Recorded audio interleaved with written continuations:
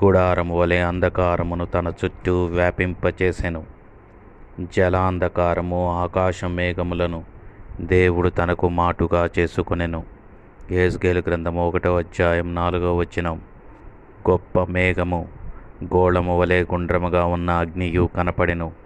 దాని చుట్టూ కాంతి ఆవరించబడి ఉండెను. 22వ వచనం. జీవుల తలలపై ఆకాశ మండలము వంటి విశాలత ఉండెను. అది తళతళలాడుతున్న స్ఫటికముతో సమానముగా ఉండెను. ఇజ్రాయేలు పెద్దలు దేవుణ్ణి చూచినప్పుడు ఆయన పాదముల క్రింద నిగనిగలాడుచున్న నీలమయమైన వస్తువును, ఆకాశ మండలము వంటి తేజస్సును చూచిరి. ప్రకటన గ్రంథం 4వ అధ్యాయం 6వ వచనం. దేవుని సింహాసనము ఎదుట స్ఫటికమును పోలిన గాజు సముద్రము ఉన్నట్టుగా వారు చూచిరి.